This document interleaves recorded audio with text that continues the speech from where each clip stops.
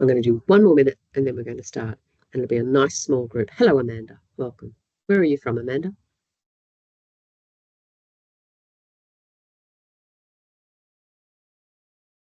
I am sitting in Townsville currently. Great. You look like you're in an academic office, Amanda. Are you JCU? I am at JCU in the psychology department. Ah, nice. I'm a psychologist, but don't tell anybody. Shh. A music psychologist, so a little bit different to what you might be thinking. I am absolutely untalented in that spectrum, so yes, it's not my gig. All right, guys, let's start so that we can have a chat. So because there's only a couple of us, this can be fairly informal. All right, so my name is Ray Thomas. I am the Research Education Lead for the Tropical Australian Academic Health Centre here and I sit in Townsville too. I am across the campus from Amanda. So this webinar is about different ways to engage partners with community and research. So before we start, I just want to acknowledge the traditional custodians of the land on which we gather. And for us here in Townsville, it's the Walgurukaba and Bindals people. And I pay my respect to their rich cultures and their knowledge and elders past and present. So for those of you who don't know, and perhaps the three men, Melanie, Sonia and Amanda, you might not be aware of the Tropical Australian Academic Health Centre. We are a company that actually incorporates the 5 northern HHSs, Northern Queensland HHSs, the NQPHN, the Queensland Aboriginal and Islander Health Council, and JCU. So we kind of cover the Northern Queensland aspect, and we work together to improve the health of our communities. So we have specific research themes that we are particularly interested in, and the first one is about our service delivery in our regions, how we do that, how we are innovative with our workforce models. We are obviously interested in our non-communicable diseases that are high prevalence in our region, and of course, because of where we sit, the infectious diseases are really important to us as well. So usually I have to tell people about the rules, but I'm going to miss these because I don't really mind what you do today. You can have a chat about anything you like and you can ask questions whenever you want. All right. There's not a big enough group for me to worry about any of this kind of stuff. So you feel free to do whatever you like. Okay. Why am I having to admit people?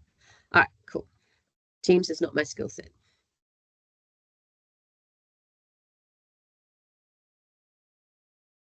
So 2 presentations today, and that's why PHN, you really want to hang around. Just be late. Right, so I'm going to talk about, I have worked in community engagement for quite some time, and I've worked in a process what we call community juries. And so I'm going to spend about 15 minutes just chatting about what I've done in that space and what that looks like. But then I'm going to pivot to Deb and to Kaz and to Catherine, who are going to talk about how they've engaged communities in a much wider and much, quite frankly, more interesting kind of project about how they've looked at planning for health and prosperity in Northern Queensland. So I'll talk about community juries first so that we can leave space to do that. So the community juries that I have worked on, I've worked with colleagues since around about 2014 and started researching this community engagement technique since then. It was developed in the USA quite a long time ago by the Jefferson Center, and they called it citizens juries. When we decided we wanted to look at adopting this kind of engagement process in Australia, we just thought citizens was a little bit too restrictive. So we actually decided to call them community juries rather than citizens juries. And we've worked with that language ever since. We've used this engagement technique to seek community members' preferences and attitudes and priorities on what we consider to be quite important health questions. So it is a method of deliberative democracy. We actually want to, and this is really important, the community members that we work with in our projects are all affected by the question. And that's really quite pivotal. I'll explain that a little bit in the juries that I'm going to chat to you about today and what I mean by the affected people, the affected public. Importantly, too, in this process, they're informed. So each of the community juries I'll show you asks people a different question, what it is, and what do those people need to know in order to make an informed recommendation about that question. So all of our juries are provided with expert information from whoever needs to be able to provide that to the jury so that they can be informed and their recommendation can be as informed as possible. They interestingly and uniquely have the opportunity to question the experts. So every time there's a presentation by an expert, the people who are in the community jury get to question them if they don't understand anything, if they want to argue, if they want to unpack something a bit better. They get the opportunity to do so on several occasions, because these can be over a series of days, or even now we tend to run them on perhaps an afternoon every 2 weeks or so for a period of time. So there's lots of different ways that we're doing that. Sorry, admitting someone. But always what we're interested in doing is looking at their shared preferences, their opinions and their values, and what they think about the question. And we're asking them in their deliberations to come up with a consensus recommendation. What do they as a group believe we should do for each of the particular questions?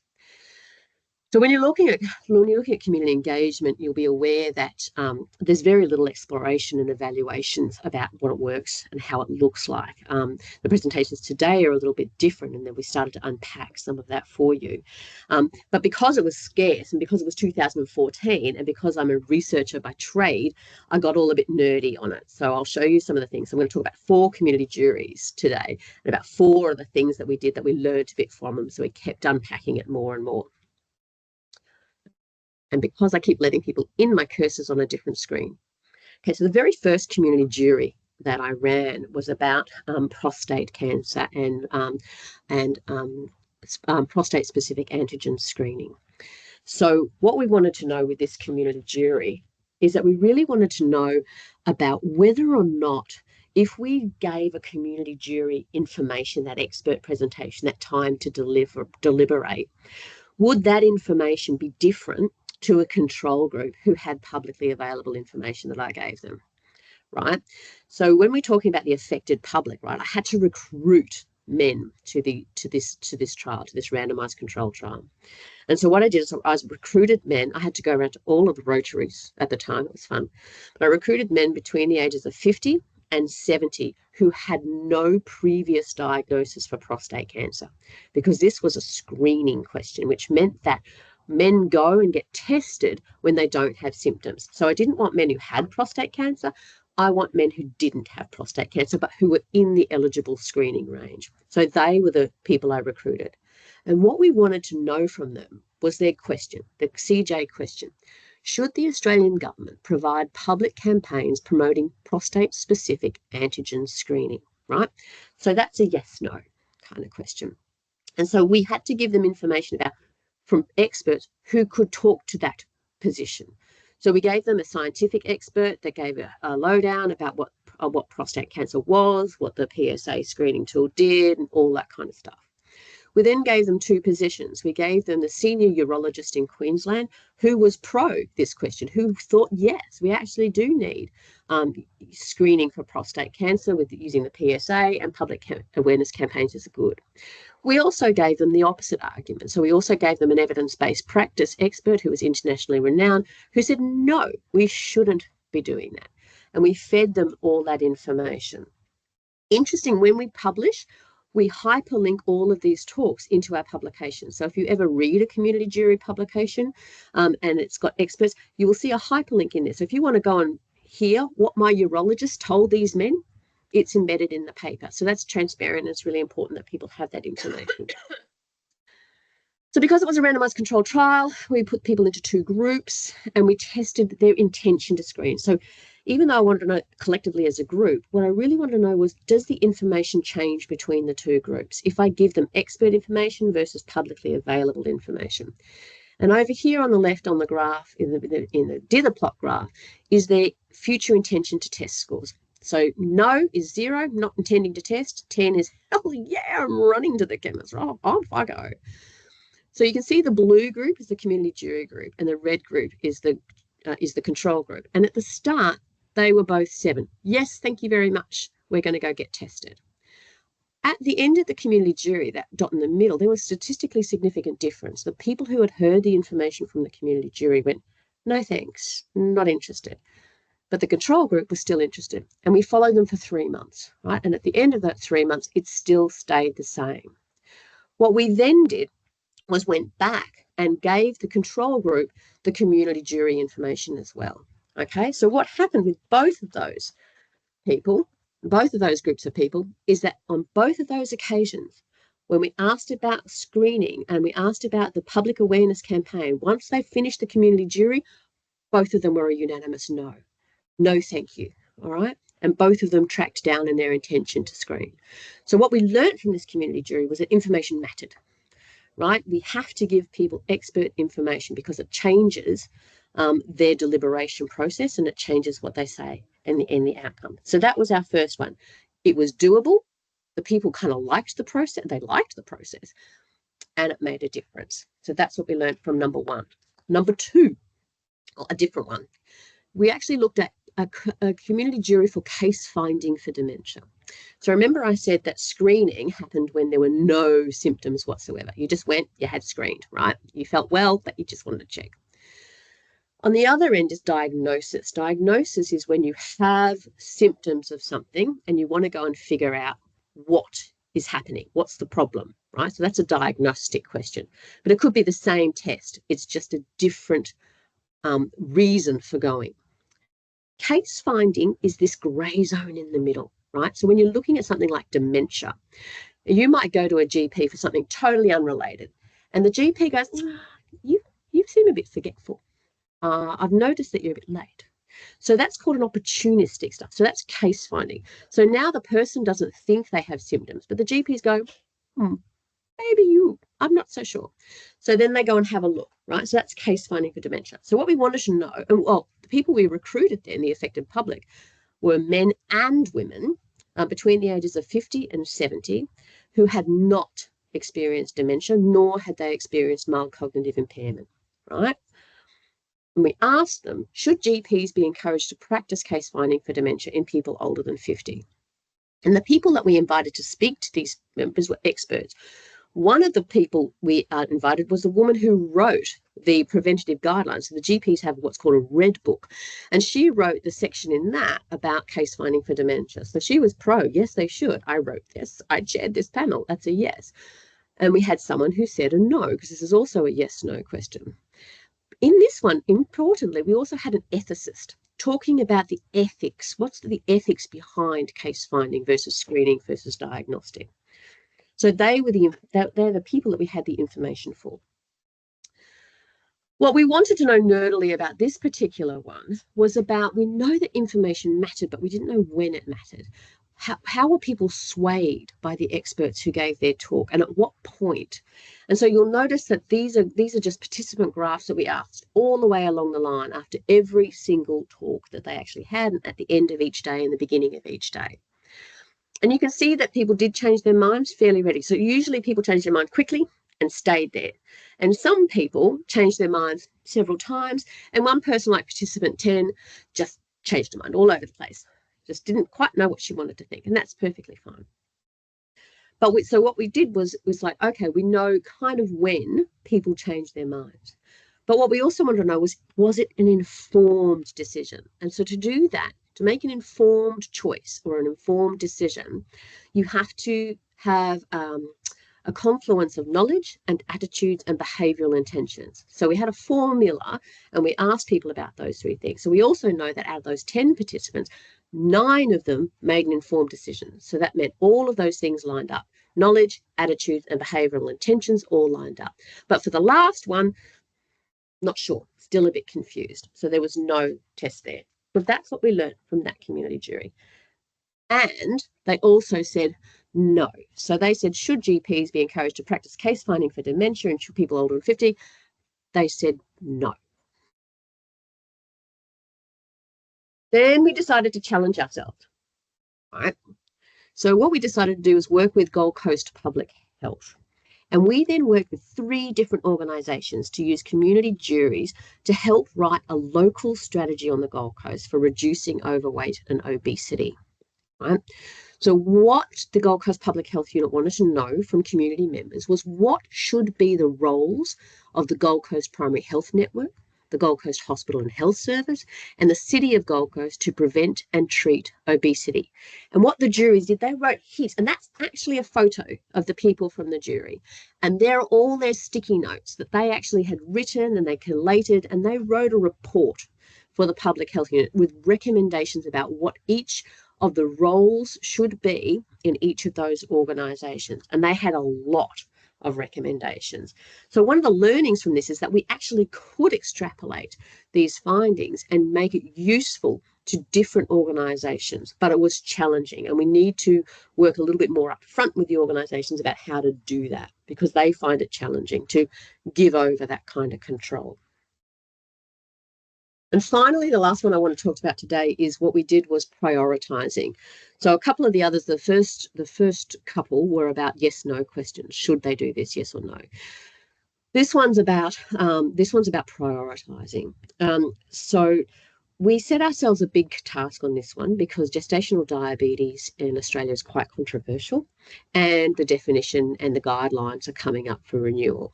So what we wanted to know was we wanted to help clinicians embed community values and preferences when they're rewriting those guidelines. We wanted them to be able to use these values and preferences to inform the guidelines. So for this community jury, we included women between the ages of 30 and 45 who had experienced pregnancy, because that was important to us, but had not been diagnosed with gestational diabetes mellitus.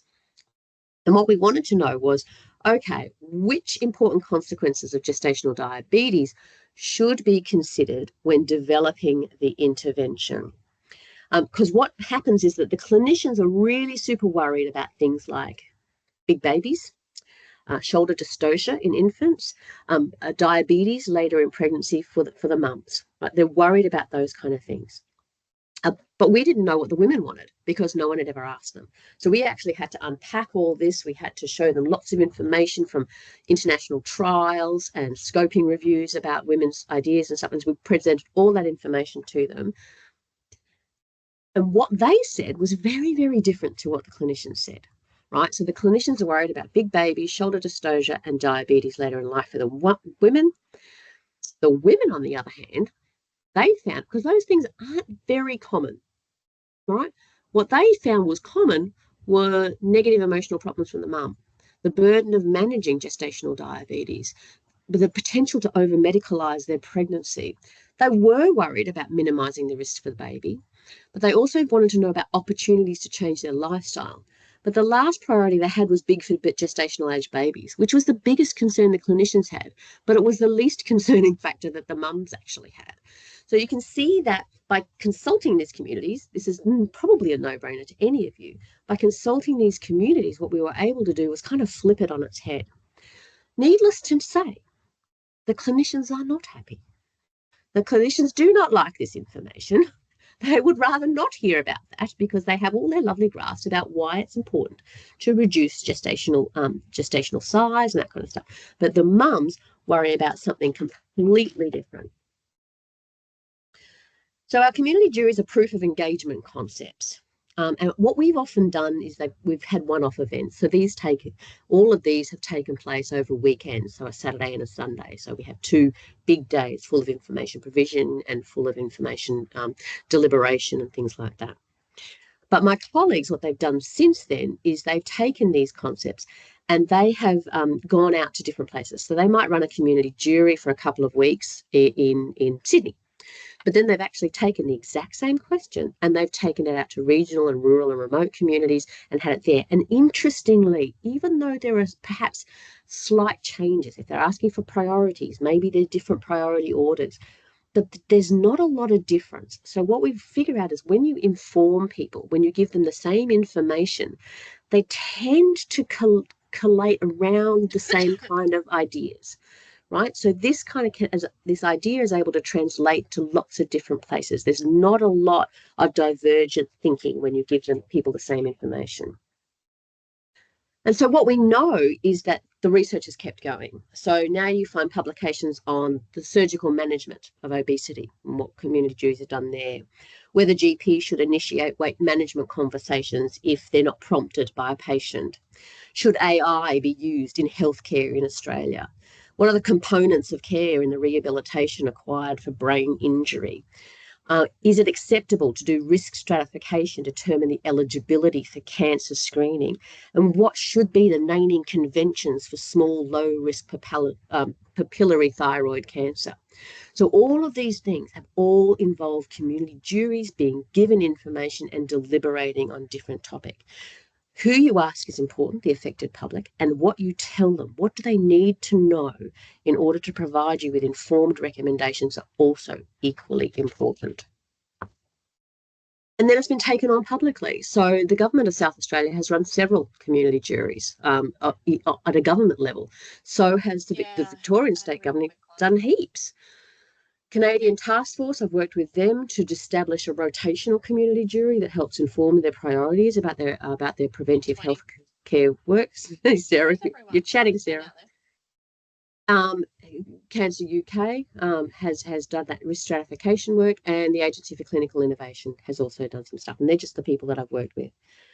So that's it from me. This has been such a rewarding process working with communities in this way, and it's just one way to do it. So what we're going to do now is hear of a different way. So we're going to talk to Deb and Kaz and Catherine, who are going to talk to you about integrating healthcare planning for health and the prosperity of Queensland. So I'll introduce these guys. So Deb Smith is a Senior Research Officer at the College of Medicine and Dentistry at JCU, and she's the project manager for this place-based health planning project. So Karen Johnston, Kaz, is a Senior Research Officer and an early career researcher at the College for Medicine and Dentistry at JCU. She is the data manager for the place-based health planning project. Catherine Wilkes, I beg your pardon, has been a Claremont local since 2017. Sarah, you are on speaker. Thank you, Sarah. So Catherine is a community representative on the Claremont for Doctors Committee and a local not-for-profit initiative known as Claremont Connect. She is currently employed as a project support officer for the place-based health planning project. So I'm going to unshare my screen now so that Deb can share hers and that you can hear about this one, because this one's, I am fascinated by this one. Thanks very much, Ray. Let's see if this works. Yep. You can see my screen. Awesome. Absolutely. Great. Hi, everyone, and thanks, Ray, for inviting us to come along and chat today. So we're going to tell you a little bit about the project that we've been working on for the last couple of years.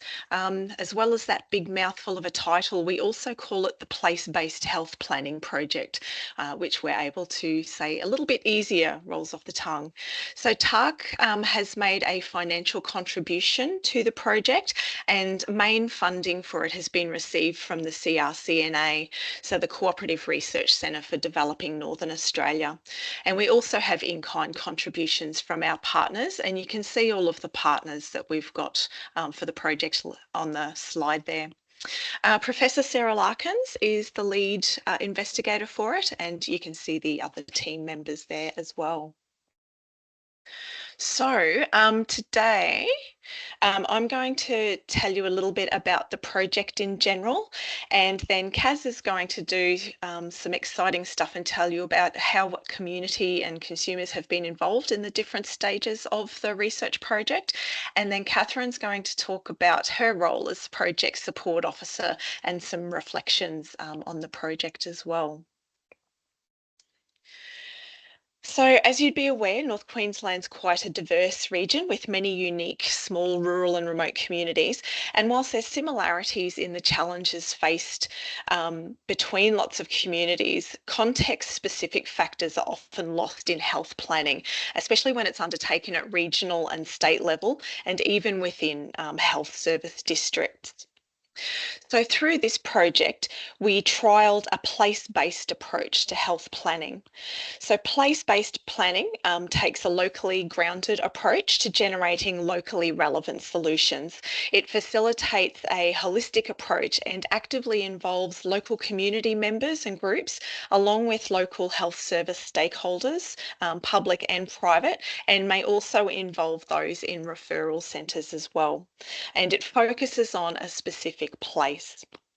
So place-focused approaches, on the other hand, tend to be more common and take a top-down approach from outside the place of interest. So quite commonly, providers come in and seek to adapt programs that have worked elsewhere with minimal community involvement. So these approaches may involve community members as informers just through consultation. So our project aimed to improve the responsiveness of health services to the health needs of local communities within the North Queensland region, which is also the TARC region. So we facilitated a place-based approach to health planning in 3 communities using a co-design methodology. And we also undertook research to evaluate this approach and explore how best to integrate co-design for place-based planning within different community contexts. So before we get into the work of how we involved community members, I'll just briefly share with you the outputs from phase 1 and how we got to that point. So in phase 1, the North Queensland Health Atlas was developed and piloted to inform planning in the region. This is an online freely available interactive tool that contains publicly accessible data about demographics, health services and health workforce, and you can overlay different data layers to facilitate comparisons and understandings of different places. It presents data that's otherwise difficult to access across a multitude of platforms in a single place that's easily accessible for use by community members and other stakeholders. And this is located on the TARC website. We've also got an article published that you might want to check out about the lack of publicly available and accessible data for local level planning. The other key output was a gap analysis, which aimed to obtain an initial overview of unmet need in the project region. That is, we wanted an understanding of imbalances between population need and services available. The atlas and the gap analysis informed consultation with our key stakeholder groups to prioritise communities to participate in phase 2 of the project and conduct the place-based planning process. There were some other criteria that were also considered in assessing whether there was actually whether the communities were interested in going into phase 2, and that included assessing whether there was interest in the communities and the stakeholder groups to participate at the current time. And we also wanted coverage of different community types and regions for maximal learning. So once our communities were prioritised, we assessed interest initially by contacting the mayors as the elected representatives of the local people in each community. We provided the project information sheet and details about the proposed activities. We met virtually with the mayors and they brought in other relevant colleagues to be involved in those conversations and discuss the project. And in one community, we actually made a presentation to a local advisory group. So following this initial communication with community members, interest was confirmed and we requested letters of support to facilitate ethics and governance applications. And so we had 3 communities or places that progressed into phase 2 of the project, and these were Clermont, Hughenden and Cowanyama. And we're coming to you today from the very cold community of Clermont. So I'll hand over to Kaz now, who's going to talk more about the co-design process and how community members were involved actively throughout. Thank you, Deb. Can we just move to the next slide, please? Yeah, that's... Thank you. So as Deb mentioned, in the second phase, thank you. In the second phase of the project, we aim to undertake the participatory place-based planning process with the 3 communities, so with Clermont, Hughenden and Cowanyama. Our work in Cowanyama is moving a little bit slower as we're respectful of the timing of our engagement with events in the community. In particular, Sorry Business had meant that it isn't appropriate for us to be moving around the community and trying to engage. And we're also trying really hard to be responsive to the changing stakeholder landscape and finding acceptable ways of engaging with the community and service provider stakeholders.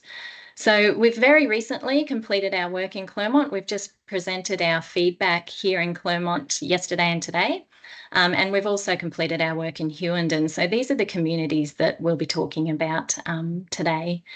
So as Deb explained at the beginning of this presentation, in this project, we've been aiming to undertake place-based planning with some core values in mind. We aimed to achieve shared understandings and decision-making through the planning process. We value community members as key knowledge holders and actors in planning and innovating. And we value the different ways that community members and stakeholders can contribute to the planning process. So this can be in the form of sharing experiences and stories, drawing on existing data and the new generation of data, and also through collaboration and partnership. So we can sort of categorise the levels of community involvement in this project as being through the local project reference group, through our local project and engagement officers, and then through general community members, local and regional stakeholders. So I'll just talk about each of those now. Next slide, please, Deb. So in both communities, we've engaged a local project reference group, and their role was to guide, advise, and facilitate connections so that we could progress this work. We've done this a little bit differently in both communities. In Hughenden, we engaged with the Community Advisory Network. They agreed to take on the role. This is a well-established group who have formed to advise the Hughenden Multipurpose Health Service. The group has open membership and it consists of a core group of community leaders and health service providers, both local and visiting. And this group is known as the group that any service looking to engage the community should connect with. And the group meets regularly every month. So in Clermont, we weren't able to join an established group. So our project officer at the time conducted stakeholder mapping and established a group for the purpose of our project. The group consisted of leaders of local and regional health services, a local counsellor, representatives of community organisations, and a general community member. And that's a photo of our first meeting. There were some people online as well. So this group met ad hoc as needed over the course of the project. So next slide, please. A priority for this project was to have a project and engagement officer who was a resident of the community. So their role was to guide and advise on the project and help interpret discussions and relationships. With support from the broader project team, they also led implementation and evaluation of actions. So you can see Catherine up here. One of the actions of our planning in Clermont was to hold a service provider forum. So this is Catherine actually speaking to the forum in the community. And this is our project local officer in Clermont at one of the community events that had come forward as an action through the planning there.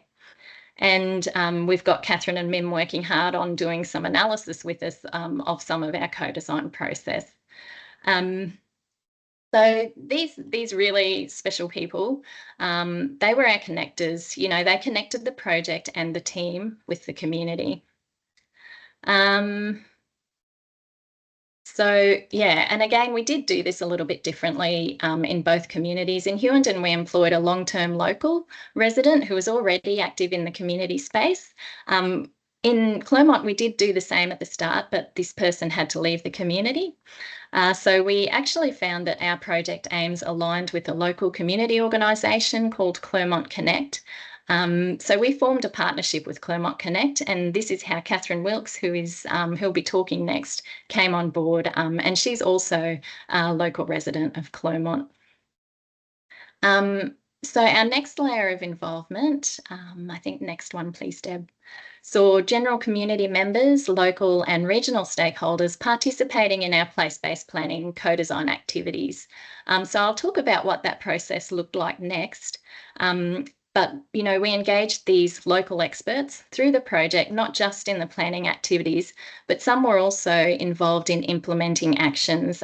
So we've got Jo here, who's a community champion with her badge on. So one of the actions from this community was for volunteer community champions to be points of contact to help people connect with services and know what's around.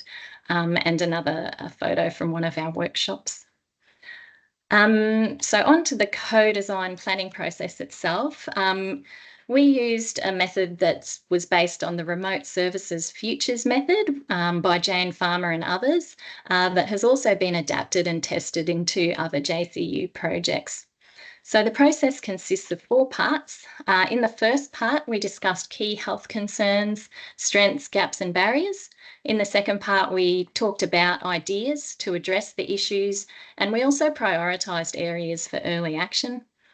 In the third part, we considered the resource implications and feasibility of actions that would be implemented in the project timeline. And in the fourth part, we talked about what measures of success would be important to capture for the implemented actions. We offered multiple times for workshops, and we included participation by interview outside of those times to ensure maximum opportunity to participate. And I think the next one, Deb. Thank you. So what were the benefits that we've heard about as reported by the community? They said that they're learning about the needs of others through this work. They're learning about the available services, and they're spreading that word around. There were new and renewed connections formed through the work, through being involved in the project. People felt that their voice was heard, that their voice as a community, as local experts, was heard and brought forward. And we defined common goals to work towards in the future. And Catherine's going to talk some more about some of those things. Sorry, I am. I've just realised my computer is dying. Oh, no. Yeah, no, all right, it's all good. Sorry. Thanks, Catherine. So just a little bit about Clermont. So we are a population of about 4,000 people, primarily agricultural, cattle production and grain. But we do have 2 mines operating in the area. So we're 3.5 hours drive from Mackay, 1.5 hours from Emerald, 4.5 hours from Rockhampton. We're a border town. We have Emerald is part of the CQ HHS, whereas Clermont, if we get airlifted out, we go to get flown into Mackay. We also have a lot of FIFO workers. We've got a 250-man camp for one mine, and there's 83 single men's quarters for the other mine. And we have a multi-purpose health service here with 6 beds, 22 aged care residential, high needs residential care, 1 doctor's surgery that was primarily being serviced by our GP who was getting terribly burnt out, and also some telehealth GPs as well. So that's sort of a snapshot. A lot of our visiting services come from Mackay and also from Emerald. So as Kaz has mentioned and Deb has mentioned, unlike Hewenden, we didn't already have that formed stakeholder group. So the initial project and engagement officer set that up, making sure that the relevant groups and organisations, as well as the service providers, were represented. From that, the workshops were planned, and the research team had a clear guideline, a clear plan of how they were going to do the workshops. And basically, we have now a very clear audit of the services that come to Clermont, the services that exist in Clermont, the services that should come to Clermont but have been taking the money and, providing lip service, for want of a better summary. The participants who came along were very committed to the project. The number of them that stayed for the whole 4 workshops and also as part of the interview process was really heartwarming. But that is typically the Clermont community. It's a very unique, special community. So the feedback that we had was that, and the other good thing was we had consumers as well as service providers in the same room having the same discussion. The discussions were very open, very honest. People felt that they had a voice, and even more so, they felt heard. It was really good to have those meetings where we did have a range of backgrounds and representation, because sometimes questions were raised and the relevant person or stakeholder or service provider was sitting right there and could answer that question, and that was really, really good. The Clermont health landscape has been a little bit fraught in the past, but it was really good because I feel that from this whole process, there's a lot more open communication between the different practices and the services, and also amongst the different groups, and seeing the need for going forward that we've all got to be on the same page and we've got a plan. This document, this body of work has given us a plan and where we can go to from here. So as I said, the process was very representative. It was inclusive. We felt very supported by the lead researchers and the guidelines that they laid out. It allowed for community decision making and self-determination. The participants were definitely active participants rather than passive recipients.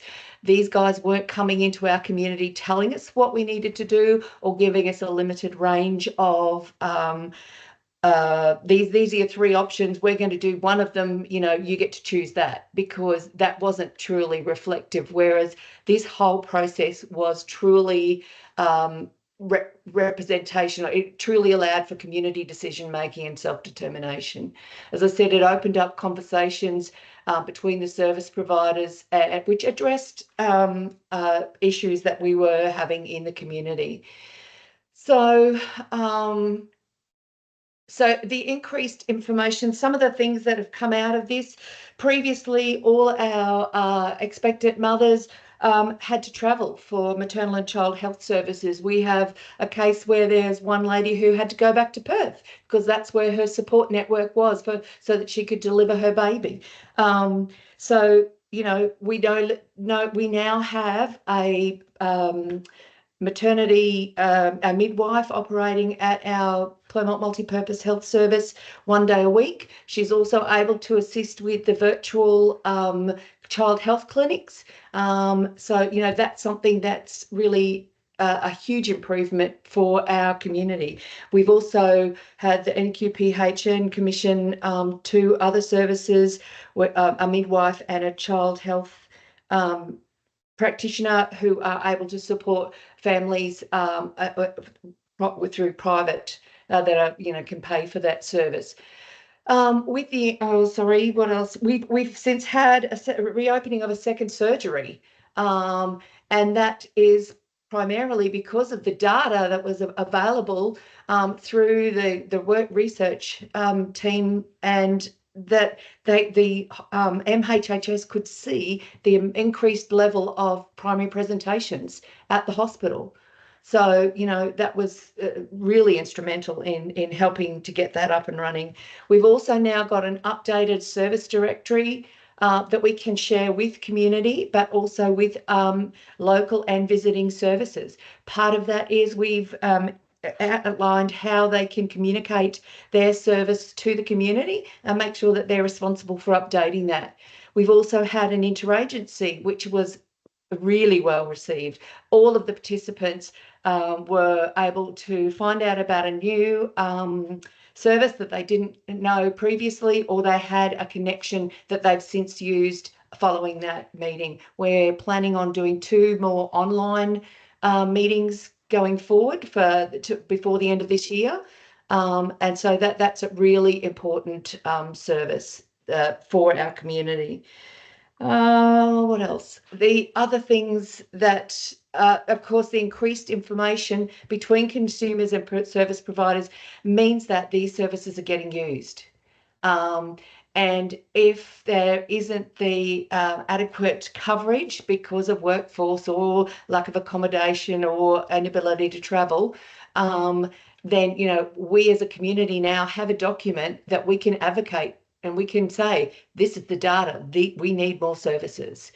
The accountability, as I said, some of the we were checking in with summaries at the end of every workshop with the with the people that were involved, but also with the community through emailing out to the participants, through social media posts on the Facebook pages, and also in articles in our local monthly publication. So people were informed. But the accountability also comes down to, as I said, making sure that those services that are getting funding to service our community are actually delivering what they're supposed to. The benefits, we really do need to make sure that we have a local connector, if this is a tip going forward, to make sure that the right people are at the table, using either the existing network or, in our case, creating a local reference group, and also having that research team there with that place-based guidance and understanding. That's really important. I really do feel that this is the gold standard blueprint for place-based planning. We attended a conference earlier in the year, and some of the presentations that I attended said they were true place-based planning, but it was a lot of we're going to deliver, but you're going to do what we tell you. So, you know, it truly wasn't that interactive. Personally, what did I get out of being a part of the process? I, right from the start, was treated as an equal and integral part of the research team. I attended the weekly meetings with all of the research team. My feedback was sought on all the documents. I was involved in the coding and the evaluation, which truly opened my eyes to this whole area of research. The other thing, I have developed connections and contacts within my community and service providers. I joked with the girls yesterday and said I basically did not leave 2 cafes because I was networking the whole time. I don't actually live in Clermont anymore. So when I come back, it's, hey, you need to know about this. Did you know that this group's coming, and doing all that local connecting, which is why it's so important to have a local connector, because you wouldn't have those contacts.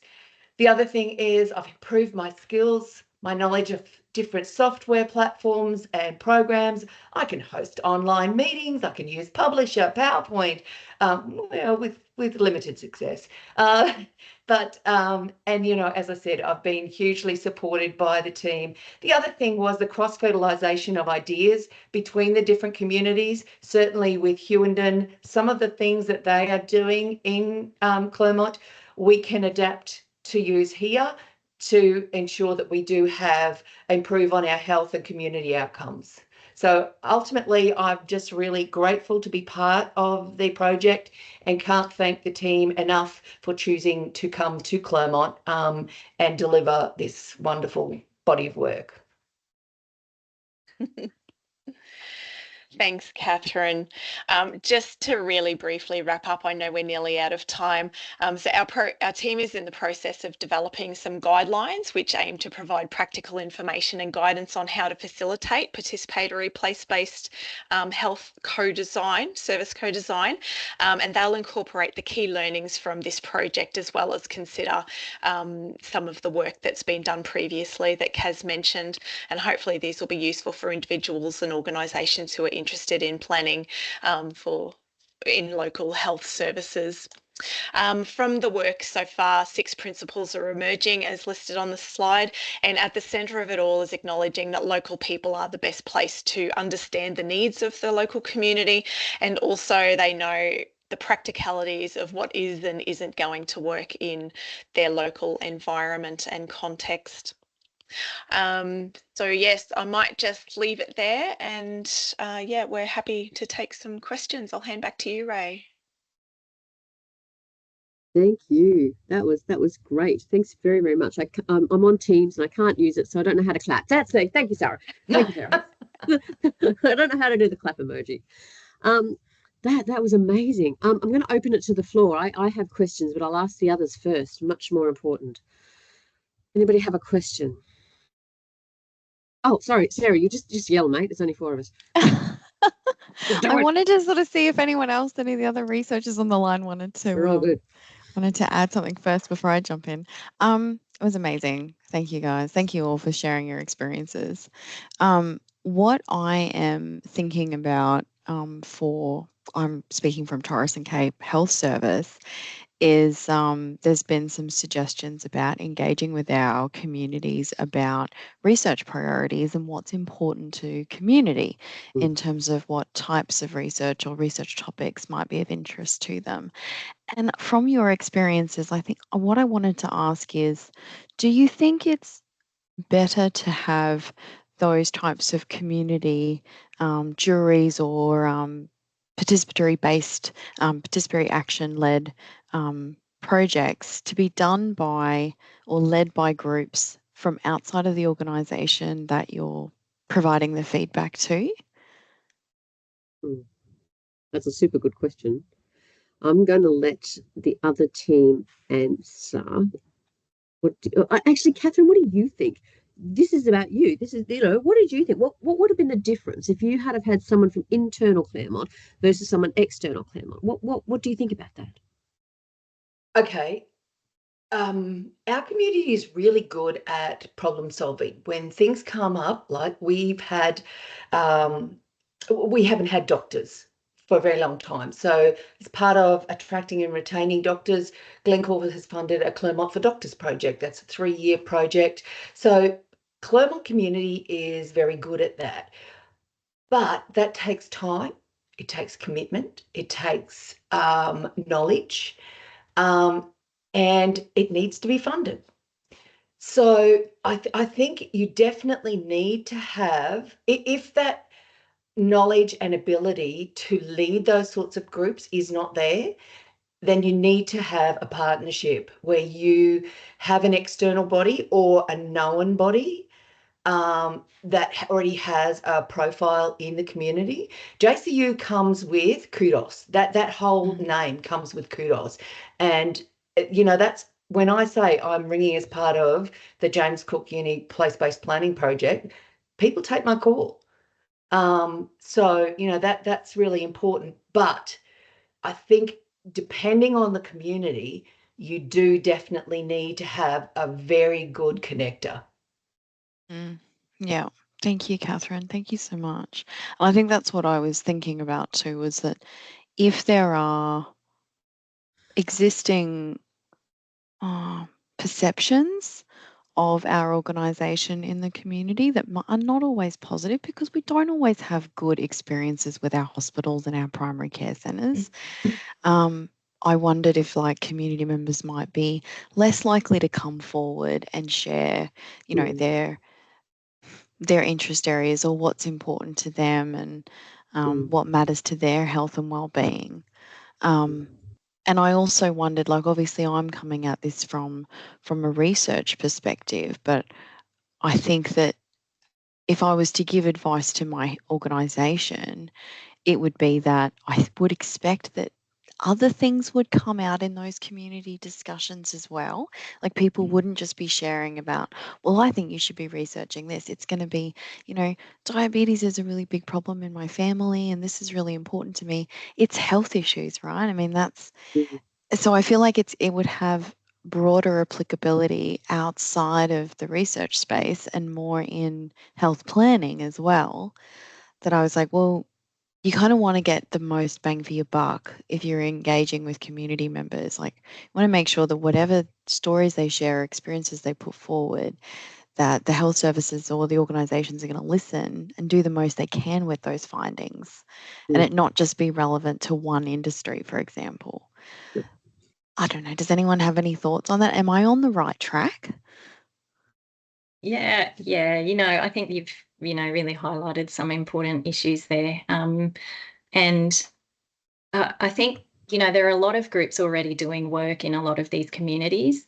And so I guess a learning for us that, I guess I'll talk about learnings, is that it's important to really engage with what has already happened and who's been doing those things, what has been the reaction or the responses from the communities with those things, to really know who the key organisations and the key people in the community who are moving those health-related discussions, to engage with them first, so really making sure that first your presence in the community doing that kind of work is something that hasn't been done already, and that what will come out of it is, as you say, important for that community as well. And again, as you know, there are a lot of processes in the Torres and Cape that are really important to engage with before moving on to those next steps of engaging with the community. Sorry, I don't know if that's very helpful or not. I'm really happy to chat with you about it sometime as well. No, thank you. I think it would be really good to catch up with you and Deb and Catherine about your experiences in Kawanyama in particular, just so that I can, learn from that as well and think about that when these requests come up again, because I think it will continue to be raised with me from a research perspective. But yeah, I'm very conscious too that when we ask people to provide their preferences and their wants and their needs, we have an obligation to do something about that. And that's always makes me a little hesitant too.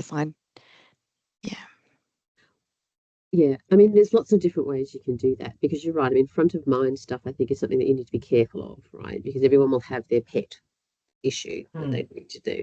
So I think you need to, there's lots of different ways you can do it. You can get front of mind issues, and then you can go and investigate those lists of front of mind issues. Which ones are actually the problem? Like, is there more, more? And then you can take that refreshed list back and you can prioritize it that way. So there's lots of different ways you can do it. But I tend to agree with everything that's been said here about, the external stuff might actually be a little bit helpful. But Sarah, Furnace, and Jody, do you have a question that you would like to ask? Yep, Jody, what's up? Oh yeah, it's Jody here. Sorry, I'm just kind of a little bit of a fly on the wall. Sorry, I think my camera. Yeah, there we go. I'm calling in. So I saw this webinar being promoted through the Chiz newsletter that we get on a weekly basis, and I was like, I've just sort of wanting to dial in and sort of see what the approaches were that you were used. I'm based in Cairns, and I've been working in the north and far north for the last 10 years. So I was just really keen to hear about your experiences. I probably don't have a lot to add, but I guess, sorry, Sarah, my 2 cents worth is probably, to elaborate on what's already been mentioned in terms of advice. I mean, yes, definitely support identifying what's been done in community before. I used to work with the Punapima Cape York Health Council as well, so obviously familiar with work that they do. And yeah, so I guess one of the key things for me is probably just utilising as well that the local Aboriginal Torres Strait Islander health workers. I feel like they can be really undervalued a lot, and which is a real shame, but they have that local context and the lived experience and the insights into health as well. So that would probably be my 2 cents worth. Yeah, and I mean, Punapima, they used to have some health action teams as well, whether they're functioning or not. But yeah, I'm not sure if there's something similar you could rely on or draw upon. Sorry, yeah. But that's kind of my 2 cents. But I do have to run off to another meeting. But yes, thank you for letting me listen in. Yeah. Oh, Jody, Thanks, Jody. Thank you. Yeah, no, it's wonderful, Jody. Look, thanks everybody for your time. Catherine, I feel like we need to get you out speaking more. One of the things that we find challenging as researchers is to get is to understand how best to maintain that engagement. So I think your reflections and stuff were perfect and really useful on that front. And I think we need to get you to do more stuff. Thanks. Thank you, everybody. Thanks heaps very much, and we'll talk later. All right. See you later. Thank you. That's right.